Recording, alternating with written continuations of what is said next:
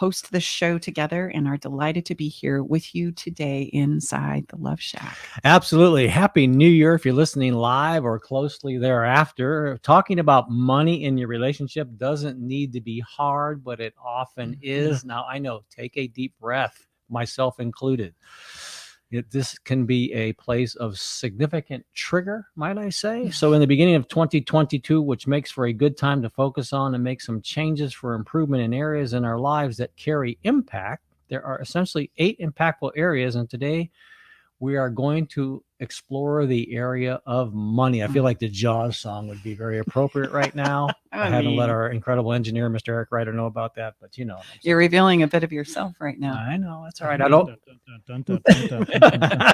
Nice job. Listen, I know that we all kind of have those emotions that come up first when we're discussing money, and I know that it can be tough. But I want you to know that if we progress forward, right, with our money and our financial picture, it's important for us to gain the ability to look at and review our money and make some significant adjustments where needed to accomplish what it is we want money to do for us, which is not going to happen if we don't know how to even begin with an open and honest dialogue about your spouse's spending, with your spouse. Your spouse's spending, our yes. partner's spending, right, around these subjects. It's inevitable that any type of peace that can be garnered around your finances will continue to elude us if we continue as status quo for most of us, and the spending just continues to skyrocket out of control. And interestingly enough, and I would say myself included, except for until after today, many of us think all we need to do to solve our money dilemma is to simply make more money. And I'm certainly that could be a possibility. Not the old adage of make more, right. Spend less, right? That's how you do a budget, right? And oftentimes without a budget, we are in this pursuit of making more, and it just never seems to go around. You know, if I look back at some of my New Year's resolutions over the years, there always seems to be the same 2 goals: lose 20 pounds and make $200 more. And that seems to follow me around year after year, even though I have been successful in making more money. I'm always in the pursuit of making more money. So thank goodness today in the Love Shack, we have Amy Scott, our resident financial expert, with us. Together, we're going to be discussing the best ways to break out of bad money habits and talk openly about finances in a healthy way. And guess what? We're going to help you begin with that budget conversation. And join us as we help you work together towards your budgeting goals for the new year by uncovering the best ways to get on the same page financially with your partner and provide you with refreshing perspective. Say that fast 5 times. That is more than just make more and spend less, as Stacy just alluded to. Yeah, we'll be right back. Join us for this wonderful conversation.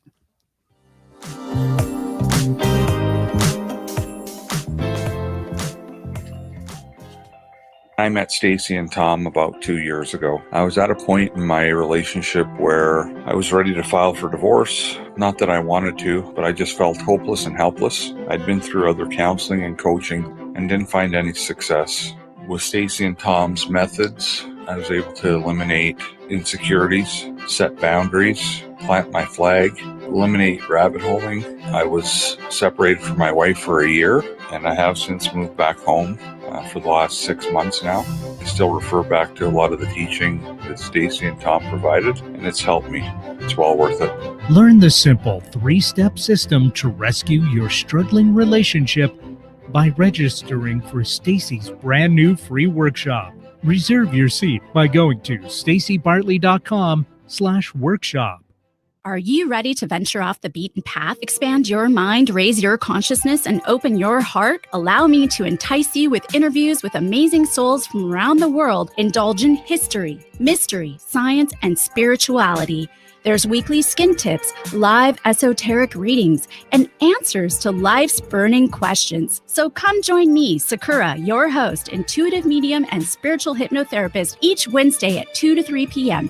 right here on KKNW for Love from the Hip. Hey, Mike, what's up? Hey, with 2022 coming along, guess what? We got some news to announce. What are we going to announce? Well, we are announcing that we are going to be continuing to broaden our show, and we're moving to Kixie 880 AM KIXI starting January 11th. We are going to be on Tuesdays from 3 to 4 p.m. But don't you fear, because everybody at KKNW will still continue to have our show broadcasting on Saturdays for the 2 hours. And of course, our replay options on Thursday morning. Awesome. Going against the grain has never been this much fun.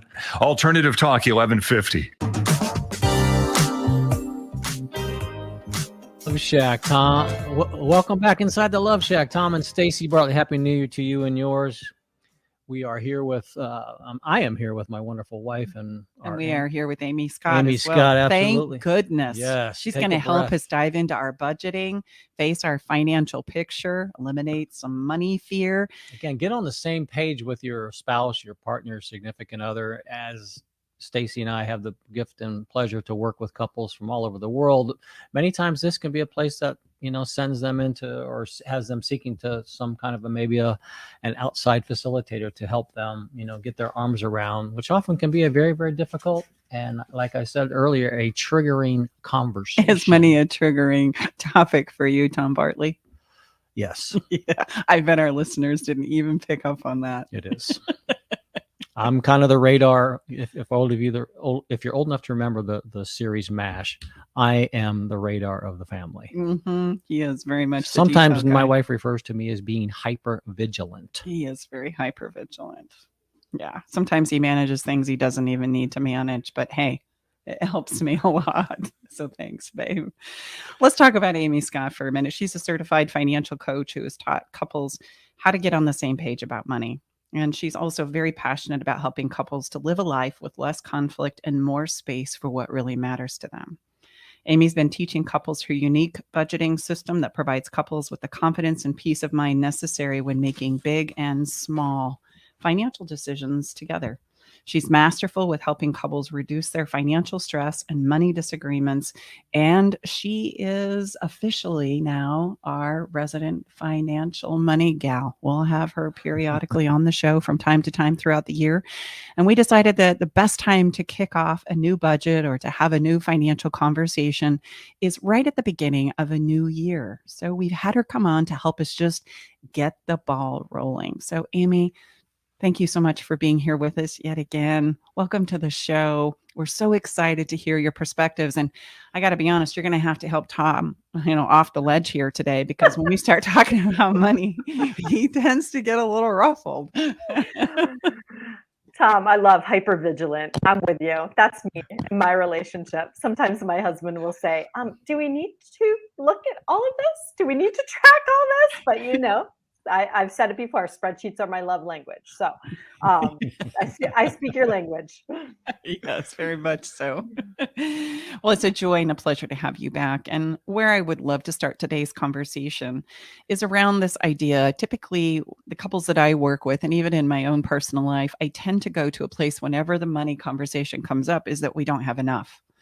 Right. And I know so many people, friends and clients alike, who on the spreadsheet, as you would say, have all the money one could possibly want, and yet they're still in the pursuit of more. Yeah. Right. And it seems to be a mentality that we can get ourselves into where more is just what we need to solve our money problems, because, our lifestyles grow, our spending grows, right? Even if we're, so many people I know are contributing it to charitable organizations, but they're not utilizing that money to take vacations for themselves or spend time with their families. And those things can become so out of balance, especially now where most of us have screens as workplaces. And, that's office is always open, right? It's always a time to do some good work, and work is a good thing. I'm not diminishing that at all, but I'd like to just encourage our listeners today. Let's jump into this conversation around money from letting go of the not enough conversation and looking at we do have enough. Perhaps maybe then budgeting could be a way that we could do more with what we already have instead of feeling like we've got to do more and make more money, right? Spend less. And I think you have a wonderful personal story about this, Amy, when you personally wanted to quit work and stay home with your son, your unborn child. And that was kind of the first place you went, like so many of us. Oh, I can't afford to do that. Would you share that story with us? Sure. I would be happy to. And when you were just sharing about that, Stacy, to me, what really stands out is any conversations we're going to have around money, it's so important to start with that why piece. And I think that's why, for me, my personal story is so impactful, because I got really clear about what it was that I wanted. That why was the grounding piece. So I just encourage couples to listen to this conversation from a place of like, well, why would we do budgeting? Why would we have conversations about money? Like, why should we have that? So for me, it was, my background is not necessarily in finances. I studied public health for many years. I have a master's in public health. That's what I was pursuing. And I actually was, after I'd had my second son and the boys were under 2 years old, that I really felt this very strong desire to be at home with them. I felt like I was 35 years old. I'd kind of built up this career. I had done the things I was supposed to do. And I didn't necessarily want to spend years on end at home with them, but I felt like I wanted to have this as an option to lean in more to that mom role. And I'll be honest, a lot of that was because I was exhausted with a newborn and a toddler and just feeling like I wasn't in the right mindset to go back to an office at that time. But I felt like we should be able to do this. Like, we weren't carrying this burden of tons of debt. We had, made good financial choices. But when my husband and I looked at the numbers, the reality was that we could not cover our bills on just his high school teacher's salary. And that was a bit of, I don't want to say an epiphany, but like an awakening for us. That was, what could we have done previously leading up to that time that would have made that an option for me to be able to stay home, right? So I think you know this about me. I've shared this before, that I'm somebody who doesn't necessarily take no easily. So I didn't just say, okay, I guess this isn't going to work and I'll go back to work. I said, oh, how are we going to make this work? And so we dug into our income and our expenses in a way that, quite frankly, I think we'd been together 5+ years at that time. We had never really gone through what it was that was coming in, what our expenses were that were going out. We were getting by. We were doing quote unquote fine with money, but we hadn't gone through things to see, like, is this something that we want to keep spending money on? Or are we willing to put a pause on this for this season of our life, for this period, in order for us to be able to fulfill that why of me to be able to be home? And my husband was incredibly supportive. I was very fortunate that he was, we're going to make this happen. And when we dug into those income and expenses together, what we realized, Stacy and Tom, was that the gap was much smaller than we thought it was. We had made up in our minds, like, I had to work. We needed my salary. When in fact, we only needed a fraction of that salary when we got down to the real what so. For us, we only needed an additional $600 a month to be able to cover our basic expenses. Now, there were things that we put on pause for that period of time, for that season, but in order to cover our four walls and feel comfortable, we felt like, yeah, we could do that. We could find $600. There are many ways to be able to do that. And we got to work on that. And as you two know, the opportunities then present themselves. So this opportunity for my husband to, do tutoring at school, for me to do some like freelance work, all of that became available. And before you knew it, we were bridging that gap and then some. And I realized, wow, this is something I really actually like talking about. And people became interested and said, how are you guys doing this? And in fact, people started to ask really personal questions like, did you take a home equity loan? Did you take a loan from your parents? Like, how are you guys getting by just living on mixed salary? And I said, the kids nap between 11 and 1, 12 and 2. Come over to my kitchen table, show me all your numbers, and I will help you to make a budget and make this a reality for your couple and your family. And truly, that's how my business began, which was, I don't know, about 10 years ago at my kitchen table. And I just kind of fell in love with, yes, I'm a money nerd. I do love the numbers. I've already admitted I love the spreadsheets. But beyond that, to me, what I really love is helping couples get clear about what matters to them and make sure that how they're spending their money is in alignment with what they value and what matters. Because I'm not okay with however many years down the road, people saying, well, I always wanted to.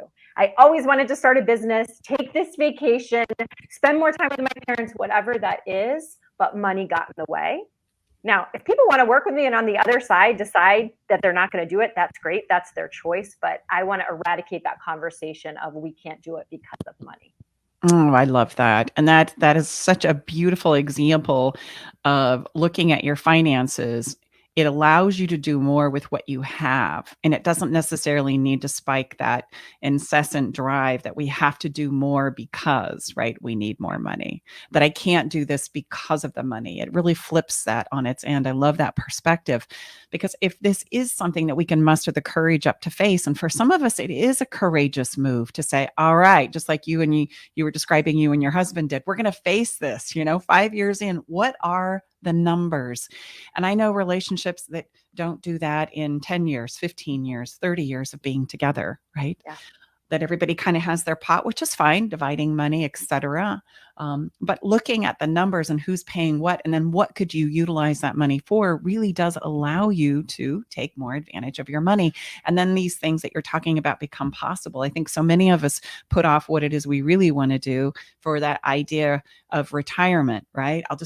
When I retire, we'll get around to all of those things, without realizing along the way, all of us are missing irrevocable moments in life that we can't go back and have. So just let's really look at the cost of what it is we're doing so that we can make a better choice, right? Well, and I would just add that, Yeah. a great example of, we like to say in our body of work, I know I use this quote often. I don't know where it's attributed to. It's not me, but specifics in our relationship. So this would be specifically in our money part of a relationship, are like catnip for our soul. So you had just said, let's not have the regret. Yeah. I find it's regret when we get to the end of our life journey, and you read all the end of life stories, are typically around things we did or did not do in our relationships, right? Yeah. So Yeah. like you had said, Amy, you didn't want to miss out on these formative years of your sons. Yeah. So you said, we got to face this and figure out, how can we make this work? Well, the data is the data. I'm a real estate appraisal in my other life. And you know what? It's data. It's not me whether I like the home or not like the home. It's based on the market, So don't bring your own, you come from a place of objectivity and impartiality, rather than, and you are skilled like we are. You help, perhaps sometimes you need some arms around you to help you step out of the emotional part of this, and which oftentimes takes a skilled facilitator. Mm-hmm. So let's begin this conversation with looking at, what do you have, right? And then I'm going to let you take it from there. Like, let's look at the why, like you said, and then let's look at, what do we have? Like, where are we? What are we spending, and what is coming in? Let's just take a look. And we're gonna hold your hands and go along with you there as Amy walks us through just the beginning stages of, what do we need to do? How do we even approach this in an effort to not make it so overwhelming for you as our listeners? Mm-hmm. I love that. I mean, I think the first place around all of this is just to start, because anything that's intimidating, whether that be exercising or trying for a promotion at work or becoming closer to our spouse or our partner, is about taking that first step. So I'm really acknowledging anyone who's listening to this and looking for, practical tips for themselves to really take that first step. I think it is listening to this podcast. I think the first piece, and I just want to say this again, as far as the why may come out inside of your conversations, but something I really encourage my clients to do, anyone that I speak to around money, is start with that why piece. And it might be different for you and your spouse. Sometimes it might be something obvious. Like for Mick and I, my husband Mick and I, it really was clearly about me staying home. For some of my clients, it's like, hey, my kids are going to college in 5 years. I got triplets. How are we going to figure this out, right? There's something really tangible. But sometimes with couples that I work with, it's just more like, we don't want to have so much stress in our relationship around money. It doesn't have to be, we want to be able to move in 5 years. It's like, we just don't want to have this in our space anymore, right? We know there's something else out there that's available. So get clear about what that why is, and don't assume that your why is the same as your spouse's why. So start with having a conversation where and I know you're familiar with me saying this, but where you're curious, you're asking questions, and then you're listening of your spouse. So I'm curious, maybe not necessarily like, what would your why be for us budgeting? That might be pretty cheesy to say, but like, hey, I'd like to talk about our finances. I'd like to take some steps in this area. Here's why this is important to me. Why would it be important to you? And just, And what's coming to mind is our guest from last week's show, who reminded us of an impromptu acting tip, where whenever you're doing promptu, it's yes and. So if I'm throwing an idea on the table, or I'm sharing my why, this would be very applicable, where I would say, I would hear you and I would say, yes, and I would like to also do this, or I would see that we could go there, or could we do this? It's a, I hear you, and here's my thoughts, or and here, this is what I want. And I think that's wonderful to keep in mind instead of shutting it down. That's where the conversation is going to start to go sideways. If I don't feel like I can even have my own why in regards to why it is I'm adding more money or cutting back on spending, well, then we don't want to participate. That's just how it rolls as a human being. I don't want to play then if there's nothing in it rewarding for me. Yes. I love that. I just listened to that episode today and I replayed that section a few times because I'm like, and that's an exercise I use with my clients. And I love that he was an actor sharing about that. But yes, that's the type of conversation we're talking about, is like, yes, it's important to me that we buy that lake house. And I also want to experience, calmer conversations with you around money, for example. So that's a great place to start from. And then from a practical sense, right? So we're going to have to get into some of these numbers. What I typically advise on my clients to do is 3, I call them simple steps, but that might be a little bit of a misnomer. But like what I mean by simple is like they're practical steps to take around your money. So when you've had this conversation, you're clear about your why, you've listened, and that doesn't go away, the being curious and listening and asking questions. That's threaded throughout this process, right? But what I typically advise my clients to do is to start by looking at how they spend money, their expenses, in 3 different categories. Okay. Typically we spend money and it all comes out of, the same checking account. If we're a couple and we share our finances together, we typically have one account and all spending is happening in and out of that account. Income comes in and then we spend it, whether it be on groceries, Amazon, or the mortgage bill. I recommend that couples start to look at their finances in 3 different categories. The first category, so just think about how you spend money, whether it's mortgage or that latte you got from Starbucks yesterday or your HOA fees. Think about them in 3 different categories. One is the fixed and recurring bills. So these are the bills that are typically due on the same day, every month, and the same amount of money. So again, that might be your mortgage, HOA, car payment, tuition if you have kids, anything where it's a set amount of money and due on the same day. You can start to think about what some of those are. The second category is the day-to-day spending.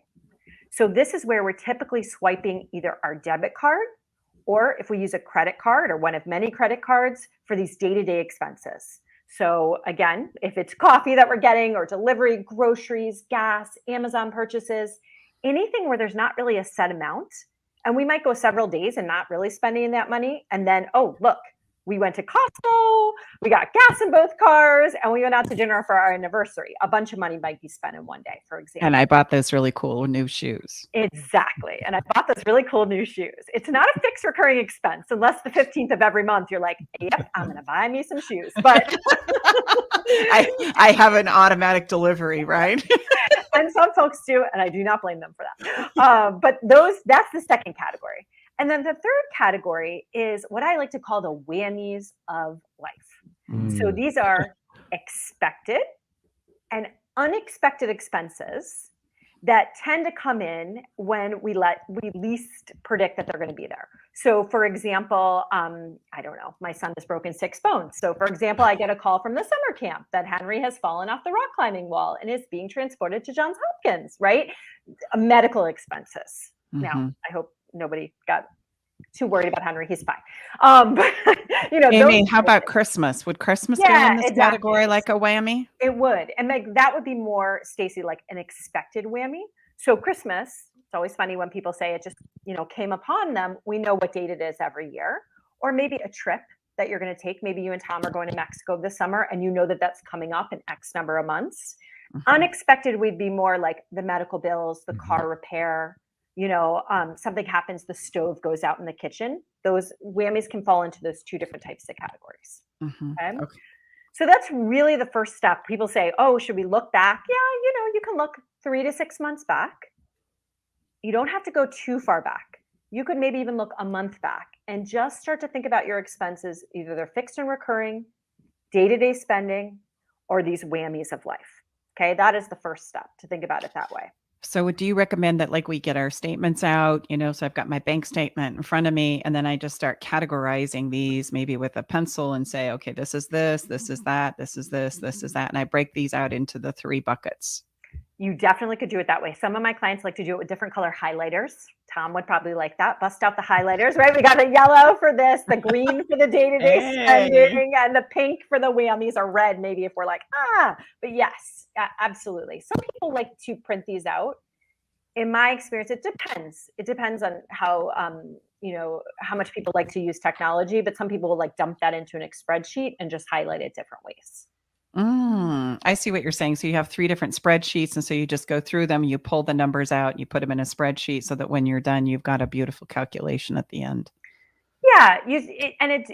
I typically say with folks, like, don't get too attached to what those numbers are, but just start to become familiar with, this is the way, in my mind, this is how I think about money, is in these 3 different ways. Okay. And let me just accentuate that on Amy. So I could see myself like, oh God, like, I'm afraid to see what those are. So I really like, you're just simply, you're recording them. You're not try to stay away from the emotional part. Like, how the heck is that number so high? Not on the fixed ones, but the other 2 categories. Right. Yes. Right. Well, and the other thing that I want to highlight here, just from my own personal experience, I would suggest if you're having a difficult time facing this, don't go back further than a month. Just begin where you are. So take last month's December statements and just begin categorizing them in a bucket and begin to add them up. Yes? Absolutely. Absolutely. And we're not saying, and December's a little tricky because it's a bit of an anomaly. We tend to spend more money in December than any other month, but yes, you don't have to go months back. And let's be clear that how you've been spending in the past doesn't necessarily mean that's how you're going to spend in the future. I like that. Right? It doesn't have to be copy and paste, but we need to get the what so to begin with.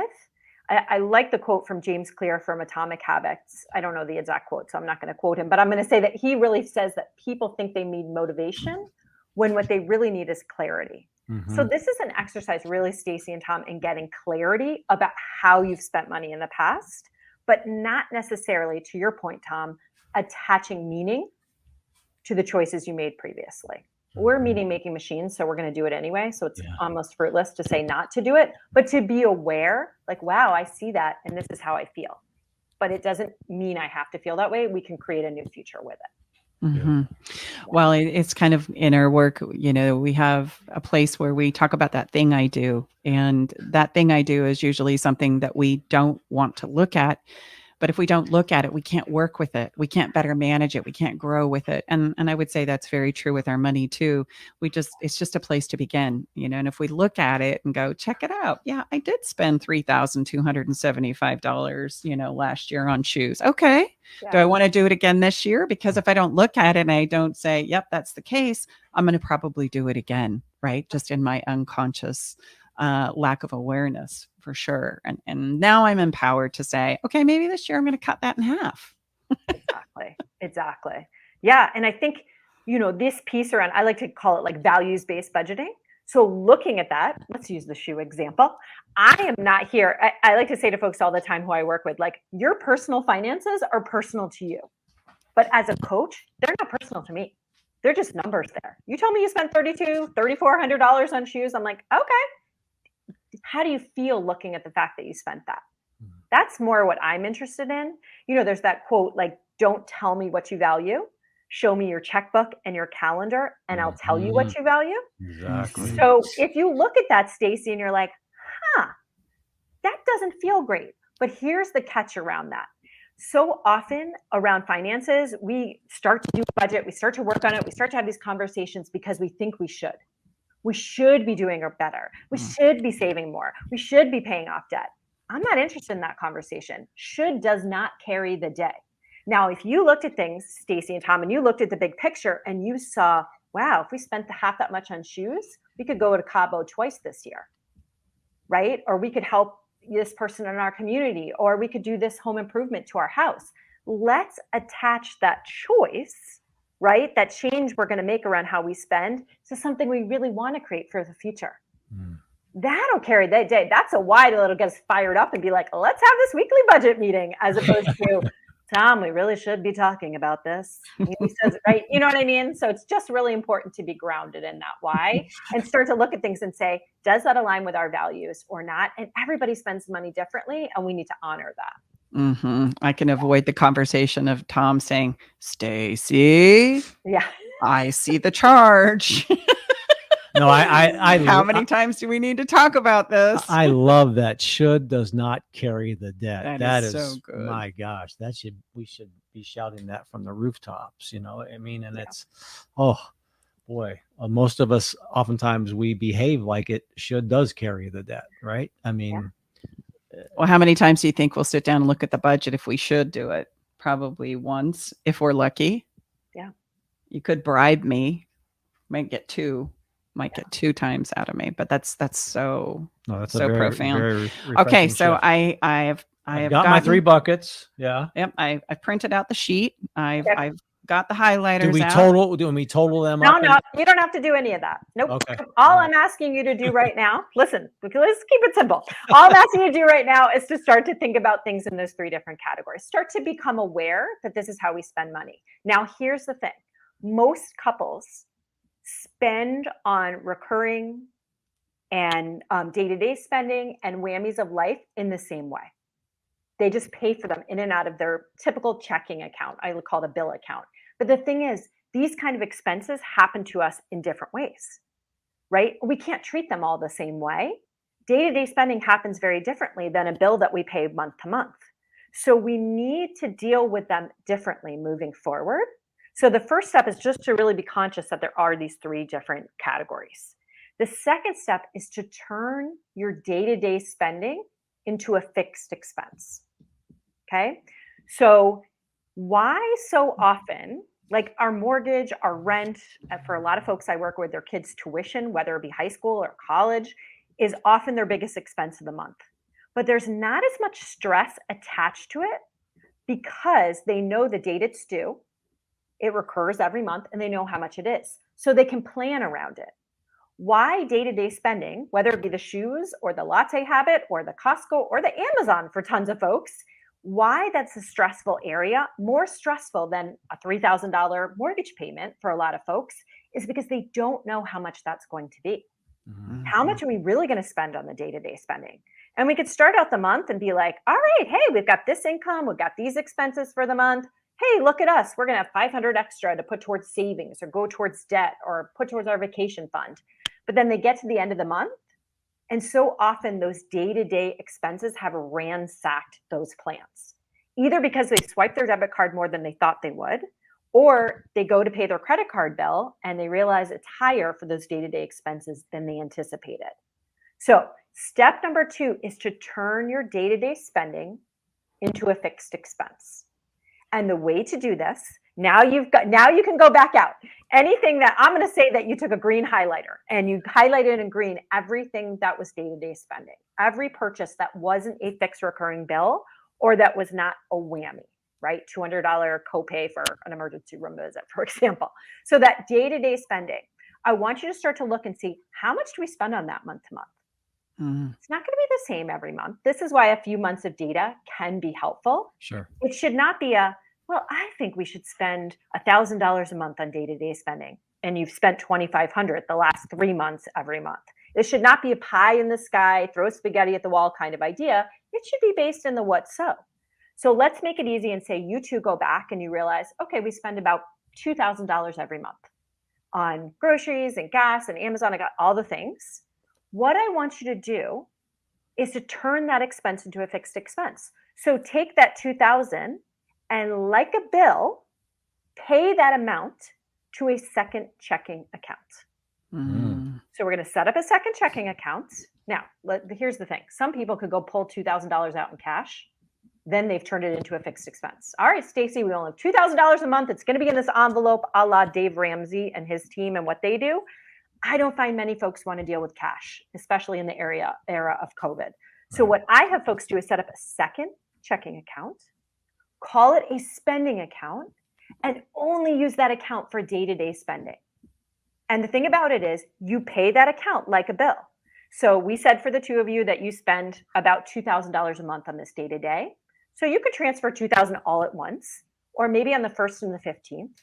Or for folks who are listening, lined up with their pay cycle, maybe they're paid weekly and they want to do $500 every week. It will give you a budget for how much to spend together on an amount you've decided on together. There should not be one person and the other saying, all right, we're going to stick to this amount. And it takes a few months to build that muscle of working really well. But here's the thing. No longer is that day-to-day spending ransacking those other goals. Mhm. Now the bill account is just to pay those recurring bills, one of which is the bill that we pay to transfer money into the day-to-day spending account. I love that.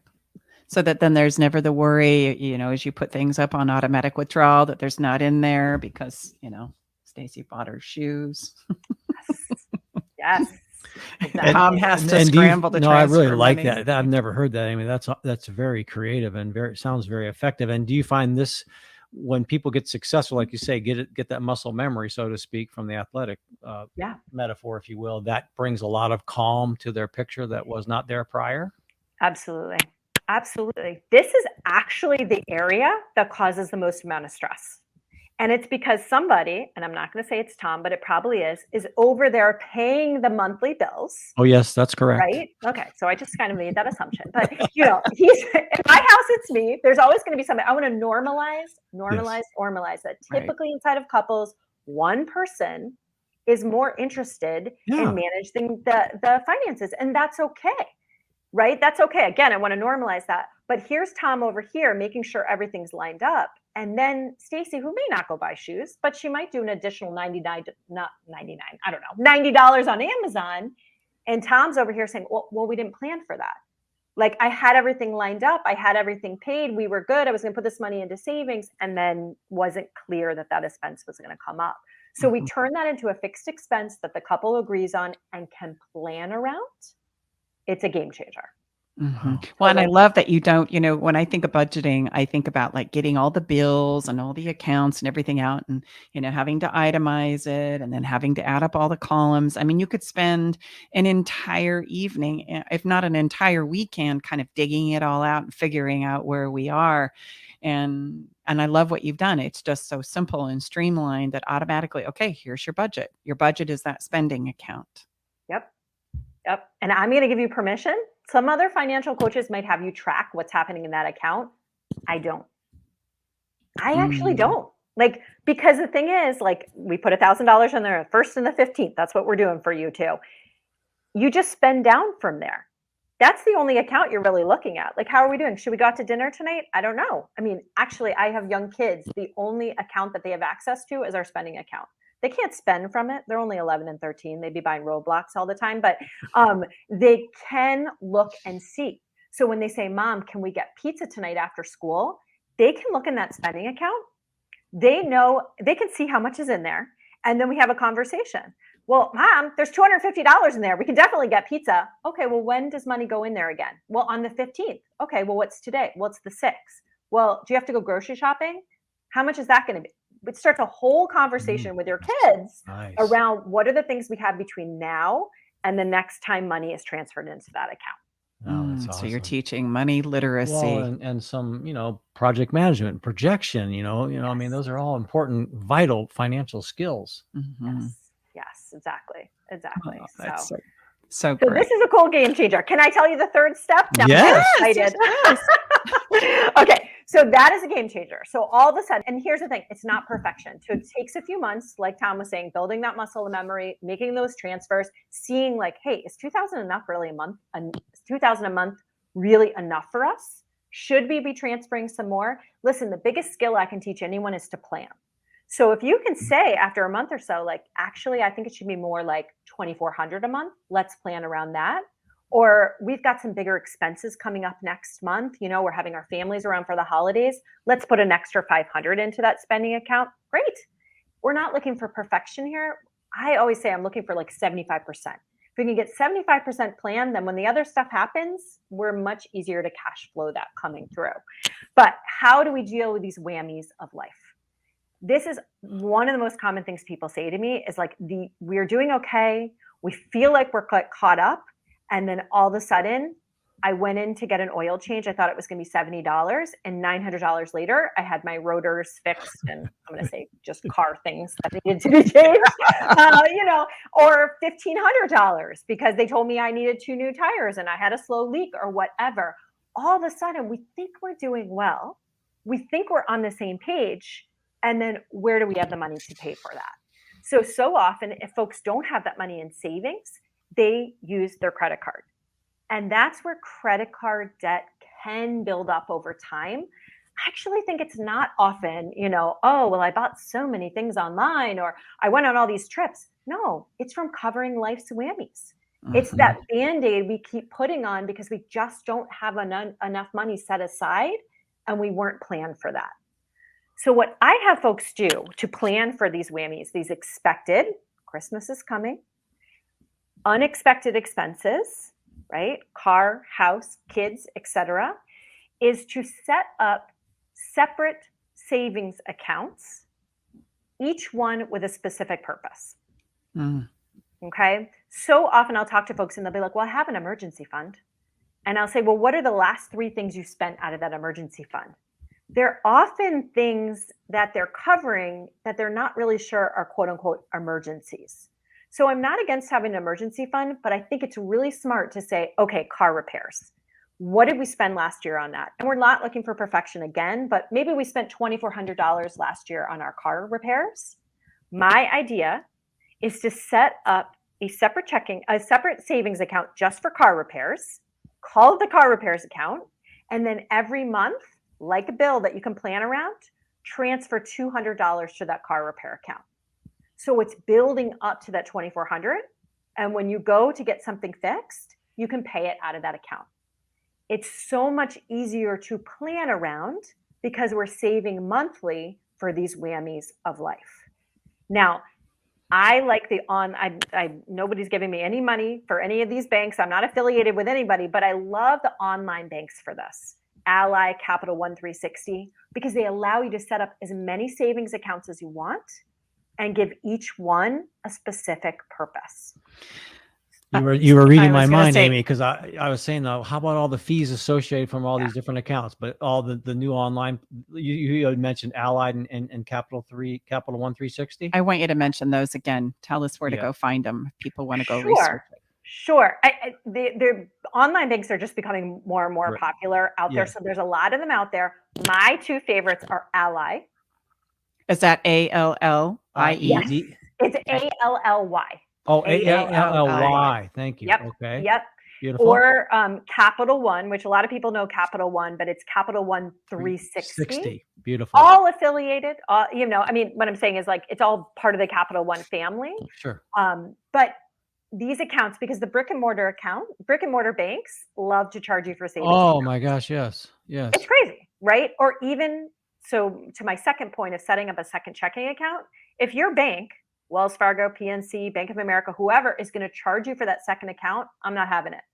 I do not tolerate people spending money to have a checking account or to have savings accounts. So what I recommend is a bank like Ally that allows you to have a checking account for free and as many savings accounts as you want. Beautiful. No minimums. You can have 3 cents in that car repair account. And every month, like a bill, you're putting money into that account, or your Christmas account, or your home repair account, or Stacy's shoe account if she wants to go shopping quarterly, for example, or even bigger things. Like I have folks who pay car insurance every 6 months. And let me ask, Amy, so so do you have clients, which I'm thinking our own, so you have a traditional, bank and mortar bank relationship, and then you would set up these other accounts and you can electronically transfer from your traditional one to these user-friendly, no fee-based other accounts. You got it, Tom. That's exactly what I do and what my clients do. I've had Capital One 360 since it was ING back in the day. So I've actually been doing this for 15 or 20 years. But I used to just maybe have a couple. I'm not going to tell you how many savings accounts I have right now. But I'm going to tell you that every single one of them shows up when I log into my account, and it shows me every single account that I have, or we have, because really it's my husband and I together. And then there's some of them that I do automatic transfers to, Tom. So kids' birthday fund, my kids' camps in the summer camps that cost some cash, right? and like things like HOA fees and things like that I do. And then there'll be other ones that maybe my husband and I will decide to contribute to if we have some extra money to go towards it and Beautiful. aren't necessarily a regular transfer. Yeah. Beautiful. Wow, that's a beautiful. Okay, so that is a great place to begin. Like, is Yes. that not so simple? Oh, I my don't know about gosh. y'all, but that was very refreshing to me. Oh. That was the funnest budgeting conversation I have, bar none, ever had in my whole life. I would concur. You too? Yes. Yeah, I mean, you're the one that gets a little sweaty under the armpits. What was that like for you? It was awesome. Yeah. And we're going to be doing it. real. Yes, I'm I mean, excited. no, I mean, yeah, I mean, it's, I mean, again, I mean, the reason why we so appreciate your body of work and how you come at it, because you come at it from the feeling side. Let's be honest, there is so much energy charged to money in our sphere. Oh my gosh. I mean, it's all an individual road, and we could have many episodes just around that, but you've taken the, you've demystified it and taken the charge away and given us some practical frameworks, which is what we're all about as well. How do we start? So thank you so much. And if you want to work with Amy personally, we would highly recommend her. Amy, remind us all where we could reach out to you. And maybe we just need a little support to kind of get the ball rolling, or maybe we've taken it this far and we want to take it further. How would people get in touch with you? Best way to find me is just on my website. I keep it really simple. It's just Amy Scott Coaching. AmyScottCoaching.com. Yep. And those 3 steps that I talked about, Tom and Stacy, I actually have like a PDF on my site that you can download. Oh, that beautiful. walks, because some people are Yeah. exercising or they're walking. I know I'm always walking when I'm listening to your podcast. Is so that they can go back and read through that and see those steps practically instead of what did I miss from this. Oh, perfect. You guys go get that. You right? betcha. We can do AmyScottCoaching.com. Let's get to the 3 buckets and let's get the, let's Party becoming started. less stressful and more, bring some ease. I love that word, EASE. Bring some ease back into this process. We're going to have Amy back the first of every quarter. So she'll be back to check on us all and see how we're all doing. Yeah, with there's this going to whole be a money quiz and homework. conversation. It's right now. So Thank you, Amy. It's always so wonderful Thank you so to much, spend time Amy. with you. Oh, it's the best being with you guys. Thank you so much. you betcha. We're going to take a quick break. And when we come on back, we're going to have a little bit of fun. It's time for some fun. I think we've been having fun. Yep.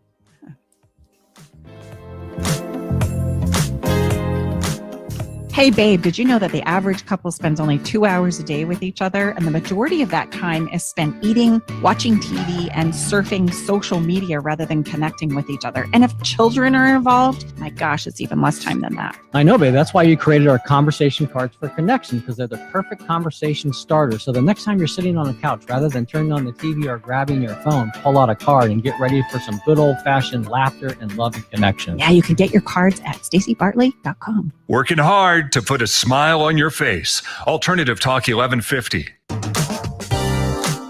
Welcome back inside the Love Shack. Tom and Stacy Bartley. We're going to step right into the follow the fun, if you will. Yeah, and it's the first week of the month, the first week of every single month. We do a giveaway, and the people that win those prizes are on our fun list. So you want to get on our fun list so that you too can enter to win fabulous prizes. And I know we've been giving away some things. If you're a follower of our podcast, we've been doing this weekly now because we gave away something the whole month of December in honor of the holidays. And some of our 2.0 conversation cards, you can still get them, even though it's not the holiday. They make a great gift anytime. And we're not giving them away today. We're going to give something else away. But they are for sale. Yeah, that's true. You can buy them. Our giveaway today is a soft, cozy throw for you and your special someone to snuggle up in. I mean, after all, baby, it's still cold. Yeah, and how about a home film festival? Pop the popcorn, clear the calendar, stream the shows, and oh, baby, let's roll. I can just say the week between Christmas and New Year's, Stacy and I took a kind of a much-needed down break, and we did have some film festival nights with a very soft blanket. And it was awesome. Yeah, that's kind of what was the inspiration for our giveaway today. So we're going to have our wonderful, extraordinary engineer pick a number between 1 and 100 for us today. And we are going to give away this incredible throw that you too can use to have your own cuddly film festival. Or anything else. Pop popcorn. With the throw. We'll keep it radio friendly. Don't worry. So, Mr. Eric, extraordinary writer, what is your number, sir? Let's go with 17.